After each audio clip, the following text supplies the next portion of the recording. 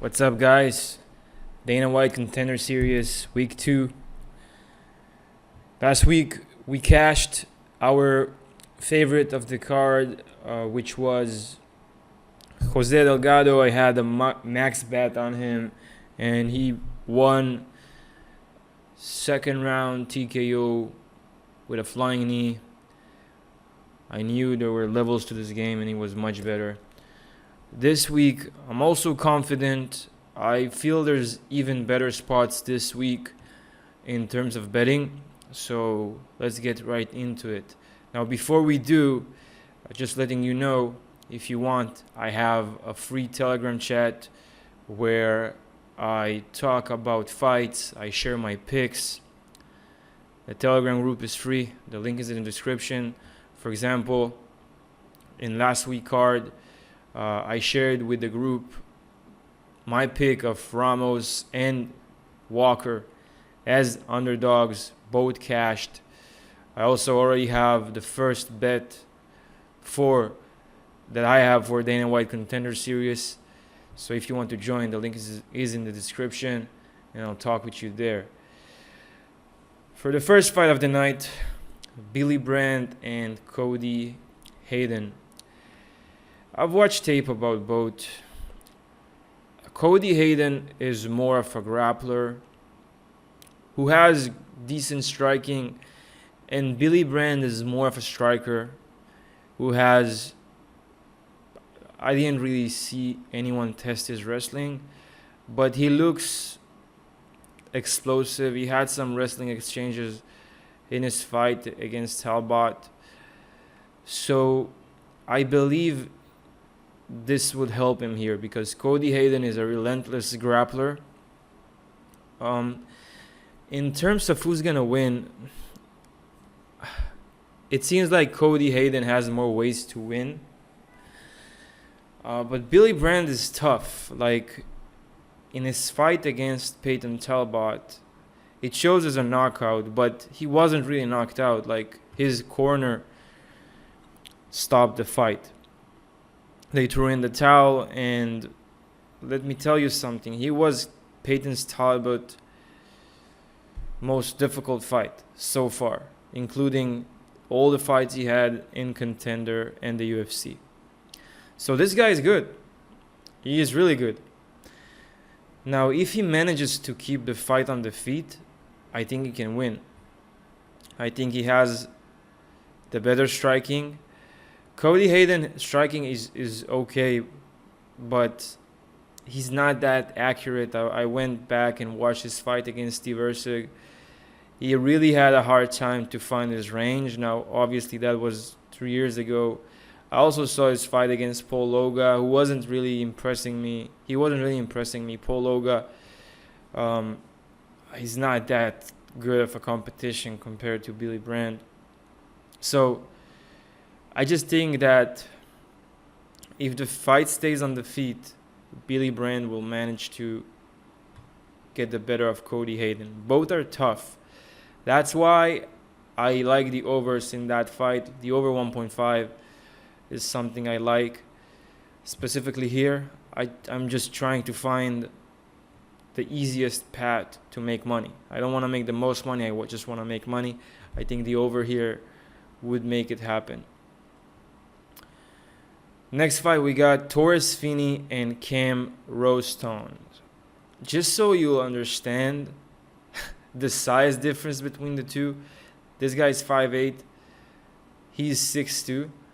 Pretty sure he's taller than 6'2", because if you look at the difference here between them, it's kind of insane. Now, I have to go with Torrez Finney. I went back and watched some of Rowston tape, and I even watched Torrez Finney last fight. And Rowston he's like a kickboxer. He's training in city kickboxing.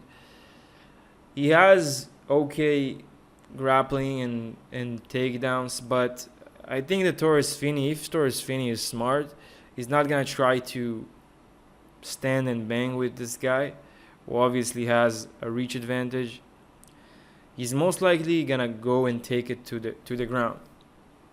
And I don't know if it's gonna be easy for him. Rowston is very tall, so it might pose a problem for him to take him down. But Finney is like a human tank, so I do believe he's gonna get the fight to the mat, to the floor. I think that Finney has the better grappling, he has the better wrestling, and he's smart enough to not keep it on the feet. We saw that in his fight against Yuri Panfrov, where I had Finney to win. I had a bet on Finney, and he took the fight to the mat. And Panfrov is a wrestler as well, and he managed to get the rear naked choke. I think he can do the same to Rowston. I like Finney here. I know he's a big favorite, but he most likely is going to win. Next fight, we got Cortavious, Romious, and Michel Imperato, or Michael Imperato. I'm picking Cortavious to win. It's just that he has more tools in this fight to get the victory. Imperato is mostly a grappler, and Cortavious Ramos is a very good grappler. He has very low IQ though. I bet on him. It was obviously my mistake. I bet on him against Tavares, and he showed really. He tried to stand and bang with a boxer like Ramos, which is very low IQ move, and he got sparked in less than 30 seconds. Now, I don't think it's gonna be a problem here with Imperato because he's not a striker. He's a grappler. He accepts bottom position, and I think that Cortavious Romious will just dominate with his striking, and he's also decent with his grappling, so I won't be surprised if he gets a submission of his own, but I hope he's gonna be smart enough just to strike with him. So I'm picking Cortavious Romious to win. Next fight, we got Rizvan Kuniev taking on Hugo Cunha, yeah. Let me start and talk about Rizvan. This guy is really good. He fought against Renan Ferreira, who's now he's the Bellator and PFL top prospect. He's gonna fight against, not prospect, he's the champion, and he's gonna fight against Francis Ngannou, and Kuniev managed to win against him. The only thing is that Kuniev he tested positive for 4 different anabolic drugs, and obviously that helped him in that fight. That's why it's a no contest now, because he did win that fight. But still, he has shown that he has the skills, he has good striking, he has good wrestling, good top control.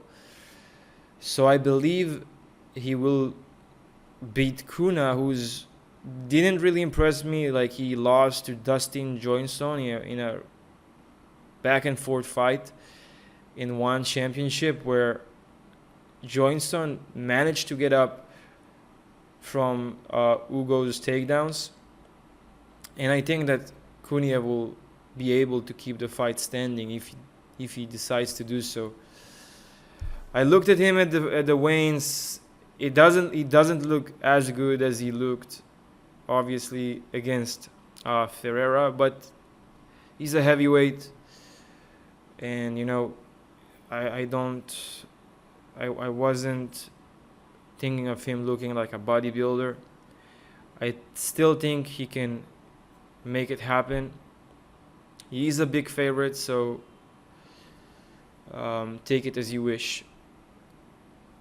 Next fight, which is the last fight for the night, we got Pytlik and Andreas Gustafsson. This guy, Gustafsson, is a psycho. Is a legitimate psychopath. Go and watch his fight against Lampinian. This was the most brutal fight I've ever seen. And you really see that this guy is different. Not only that, you go and watch his record, and the guy fought against some of the best competition I've seen. He has, as an amateur, he has wins against Christian Leroy Duncan, against Joseph Luciano, against some really good guys that are currently in the UFC. Pat Pytlik, I wasn't impressed. Like, the guys he fought are cans, and he's coming from a Muay Thai background, so he's mostly a striker. And Gustafsson has good takedowns. He has good clinch work. I believe he's going to take the fight to the mat. If you go back and watch Pytlik fight, he fought this guy. It was a long time ago, but still, I don't believe he's any better, because he had a boxing match in 2019, and he's very inactive. But anyway, the guy took him twice. It was Thiago Tavares. Yes, it was 2015. Maybe it is a long time ago, but I don't think he's gonna have an answer to the chaos that Gustafsson is gonna bring. So I like Gustafsson to win. I think he can do it in a dominant fashion, and that's it. That's my breakdown.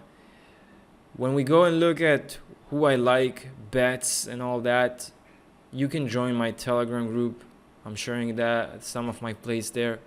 So it's free. Link is in the description. We can talk there. And if you have any more questions, ideas, comments, write them below. I will give you some plays I like, though. So if we go here to look at the odds, I like the over 1.5 rounds, not for Pat Pytlik. I like the over 1.5 rounds here for Brand and Haddon. I do like Brand to win. So I think this should be the odds should be more of a pick'em, in my opinion. I like Brand. I don't think he's gonna end up like Antoine Ho last week, because he has a good chin.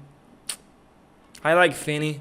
I think he can win here in a dominant fashion. I think this fight might go over. So the over 1.5 rounds might be live. The guy Cam Rowston is not a fish out of water with his grappling, and also he has really good kickboxing and range, which should pose a problem to Torrez Finney. So the over 1.5 rounds might be a sneaky parlay piece. Sorry, not parlay piece. Could be a good bet. Just taking the over 1.5 rounds